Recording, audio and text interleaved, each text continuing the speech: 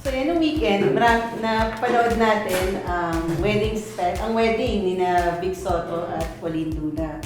Naging usap-usapan tuloy yung tanong na nag-work nga ba ang May December affair or yung malayong yung agwat ng edad ng groom tsaka ng bride. Tingin nyo. Ako feeling ko nag-work naman. Kasi living testament dyan yung pagsasama ni Shasha and Dolphy, Dolphy. diba?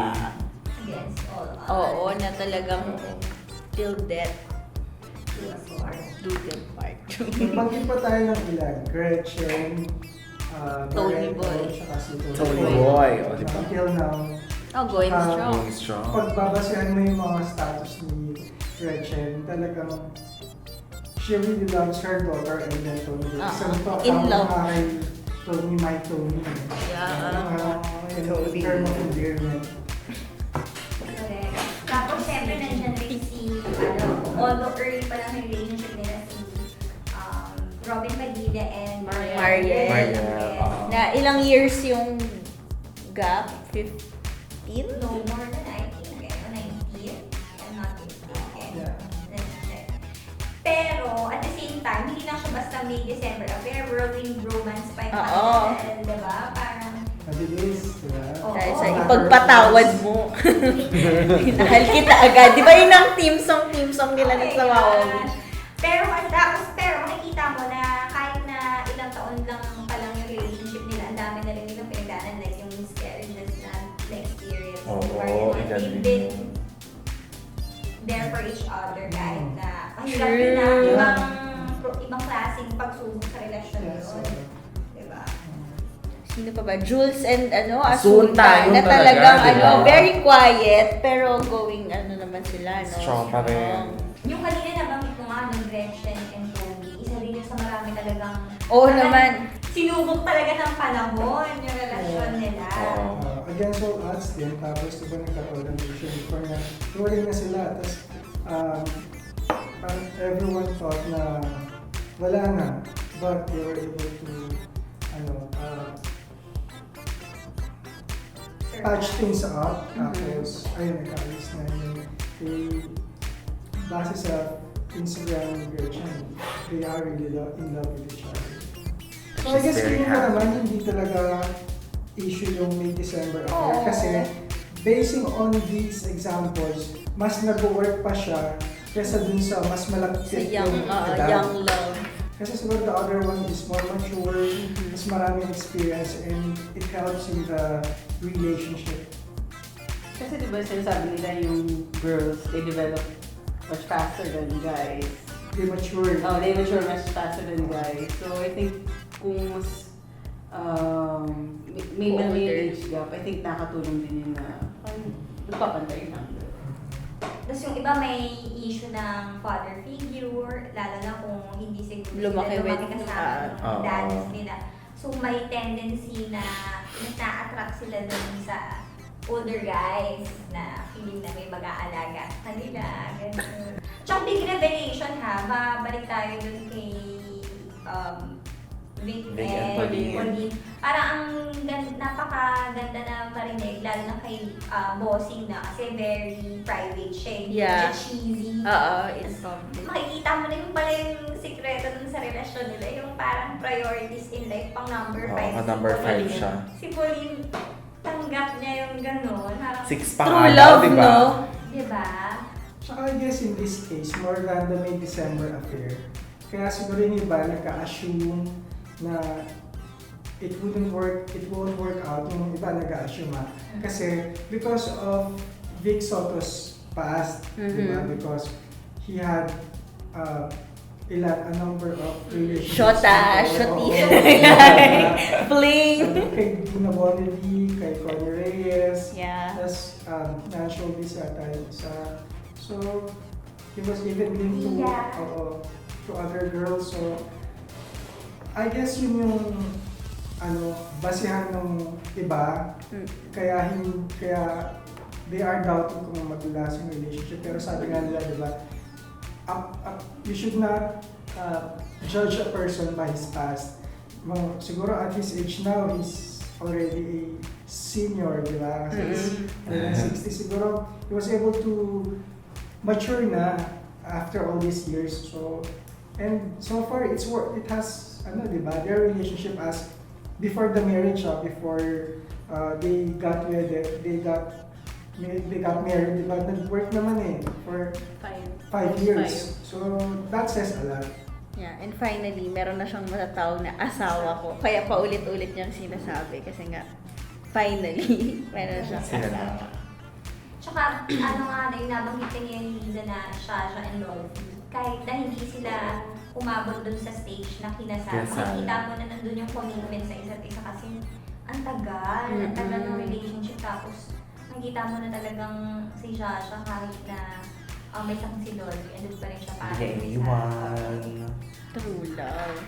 So, nasa commitment talaga para hindi siya dun Wala siya sa paper, wala siya sa... Walang kahit ano. Sa Or the feeling. past. Kasi di ba, even Dolphy when he was still alive, di ba? Yung pinag-uusapan nun, yung kasal, na they really tried hard to make it happen, pero may mga issue, may mga concerns na hindi naayos. Pero in the end, sabi ni Dolphy, yung marriage doesn't matter anymore eh. Parang ang importante naman talaga sa kanya. In the end, yung kasama niya, yung mahal niya sa buhay. Yes. Oh. Napaka-pang Feb-ibig naman ang Oo, topic natin. tama-tama din naman talaga, no? Kinikilig tuloy ako kasi naka-red si Jimmy. Totoo. Hiyang-hiya naman daw tayong lahat. Kala ko may ibang dahilan.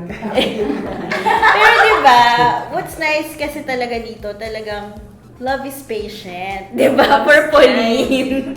Talagang maganda ang, kung narinig niyo yung vows niya or nabasa niyo, talagang punong-puno ng patience. Like what example? Like curious ako.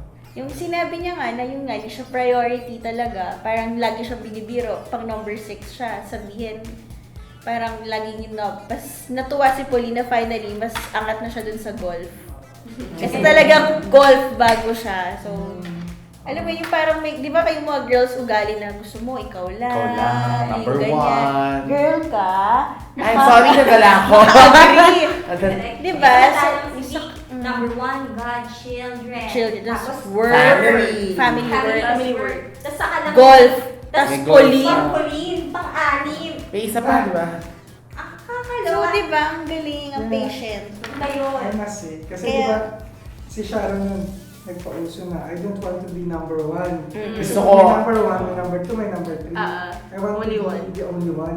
So kung sabihin ni Pauline na pang number 6 na siya, and for her Diba? to settle to that, pero I'm sure baka may halong biro din yun kasi Kaya promising tong marriage na to, diba? So, may forever, May guys. forever. Yes. Ang bottom line, may forever, guys. Diba? Ibang-iba, kasi last week din pinag-uusapan natin. Oh, break up na yung forever! Bumalik pa yung So, depende talaga. May pag-asa, may forever, di ba, Pink? Oo. Oo, nasa choice talaga. Nasa choice yan. Ng mga couples. Yes. Yes. So, age is just a number talaga. Oo naman. What is important is love. Ikaw, Loni, ano masasabi? Ako sobrang believe ako kay Pauline. Kasi parang kasi one time na-interview ko si Danica about nga din sa dad niya and kay Pauline. So parang ako na both parties naman may may effort na talagang i-work out yun. Pero more on kay Pauline talaga kasi ang hirap na i-judge ka nga ng tao, di ba? Ang daming inisip na negative about her, especially nung umpisa pa lang sila. And then yun nga, it turned out na talagang love eh. Hindi mo masasabing that it's because of the, yung mga sabi-sabi nga sa pera or sa ganyan. So nakakabilib siya and ang tapang niya na talagang flaunt niya sa buong mundo kung ano yung pagmamahal na kaya niyang ibigay kay Vic. Yes. Diba?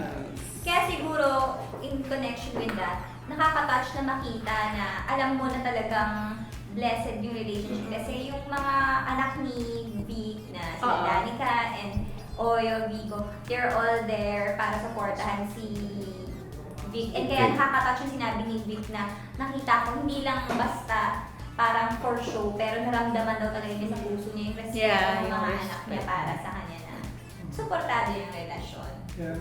it wasn't easy Mm-mm. before kasi nga, di ba, nagkaroon ng issues. Pero, in my interviews like with Danica also, they really do respect their dad's decision and they respect Pauline. Mm-mm. I mean, as the relationship went on, as years went by, parang they were able to accept. So maganda yung you are in love and then you have the approval of your loved ones. Parang mas may... Parang peaceful, di ba? Wala akong peaceful. O hindi, kasi example dyan na feeling ko talagang isa sa mga naghihintay rin ng forever, yung isa sa mga guests ni Vic and Pauline sa wedding. Si Ay! Tsaka si Gerald! Ano na? O May December affair din yung paso. In fairness, kung magtatagal talaga, makakabit din nila yung ganong level. Yes. Relationship. Go happy heart. Go happy heart, Go happy Pepsters! heart.